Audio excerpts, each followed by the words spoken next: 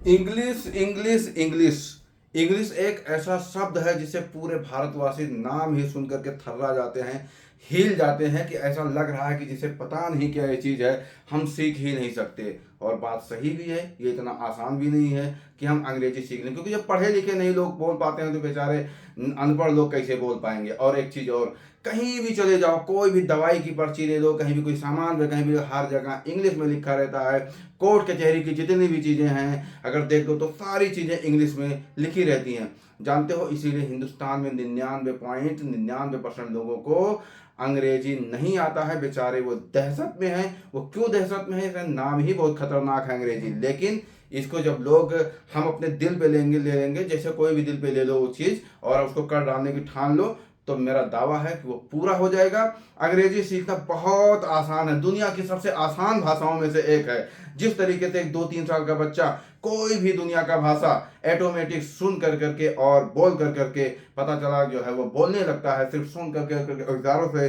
तो ठीक इसी तरीके से अगर आप भी अपने मन में ठान लें तो सिर्फ आप डेली मुझसे 5 मिनट बात कर करके अंग्रेजी धड़ल्ले से बोल सकते हैं, क्योंकि दुनिया की कोई भाषा बगैर सुने, बगैर इशारे के और बगैर बोले नहीं जो है सीखी जा सकती है।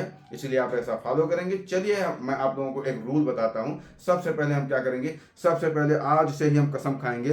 कसम हम इस तरीके से खाएंगे कि मैं राजीव आज से कसम खाता हूँ कि जो भी मैं नाम अंग्रेजी में जानता हूँ पूरे दुनिया में, वो हमेशा मैं अंग्रेजी में ही बोलूँगा या बोलने का प्रयास करूँगा। और अगर ऐसा मैं नहीं कर पाता हूँ तो ये जो मेरे प्यारे प्यारे काले काले बाल हैं ये सफ़ेद होकर के झड़ जाएं। जिस दिन अगर आप ये कसम खा लेते हैं, मेरा दावा है कि 50% आप अंग्रेजी बहुत धड़ल्ले से बोलने लगेंगे।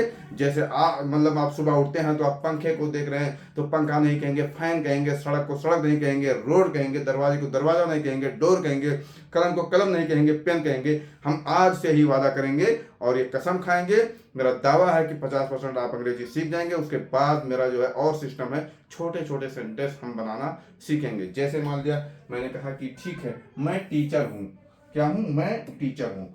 तो मैं टीचर हूँ ये बहुत सिंपल सा सेंटेंस है और इसको करने के लिए ऐसे लिखिए, आई एम ए टीचर। मैं एक टीचर हूँ। आप डॉक्टर हैं, यू डॉक्टर। आप डॉक्टर हैं।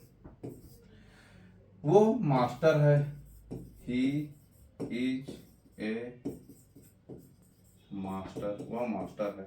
तो गाइज आप देख रहे हैं, जब इस तरीके से कोई भी चीज़ कहते हैं कि मैं डॉक्टर हूँ, मैं इंजीनियर हूँ, मैं कलेक्टर हूँ, आप डॉक्टर हैं, आप प्रिंसिपल हैं, वो ऐसी है वो वैसी है, यानी कि वो जो है एक तरीके से सिलाई सीखना मतलब जानती है, आई मीन जो है वो आप कह सकते हैं कि इंजीनियर है मान लिया।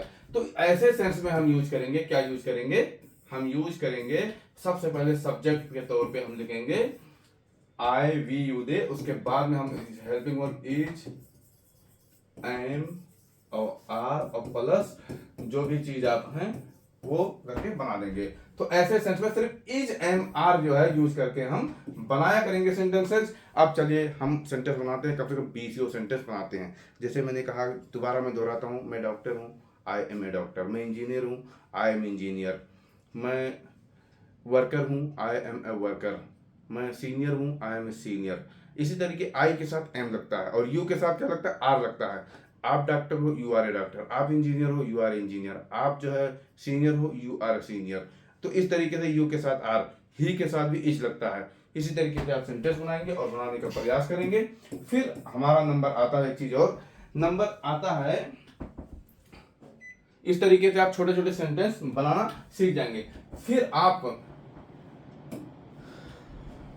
हमारे ऑक्टोपस फार्मूले को फॉलो करेंगे। वो कैसे, हम किसी भी चीज के बारे में 8 चीज बोलने का सीखेंगे। जैसे मान लिया आपने देख लिया कि वो बुक्स है, तो आप कहेंगे ठीक है, it's a book and if I talk about the weight, it's around 200 gram and it's a science book and it is used for reading and I have 3 books of science and I purchased it from Kamla Nagar and if I talk about the price, it's only 300 rupees and it's a very very beautiful and it I talk about the writer is a Robert Kiyosaki of this book and it's a very very beautiful। यानी कि आप book के बारे में कम से कम 7-8 reason जो भी आपके समझ में आए सही गलत वो बना देंगे। उसके बाद में एक और चीज़ होता है, जब हम कहीं अकेले बैठे रहें तो हम उससे क्या करें, बातें करें, बुक्स से बातें करें। कैसे, समझ लो कि वो आपका दोस्त राजीव है, तो इस तरीके से, Hi Rajiv, how are you? I'm good. And what about you? I'm also good. What are you doing? I'm resting at the table. Okay, okay. And you? I'm making the video. Now you can see. Okay, and where are you going? Going after some time. I'm going to take a tea. Where are you going? I mean, I'm going to Kamla Market. Would you join me? Yes, I want to join. Okay, no problem. And I'll call you around 9 p.m. Okay, no problem. But definitely you will call me. Okay, no problem. Thank you. Bye bye। तो guys अब इस तरीके से क्या करें, सवाल और जवाब करेंगे। ठीक इसी तरीके से हम अंग्रेजी धड़ल्ले से बोल सकते हैं।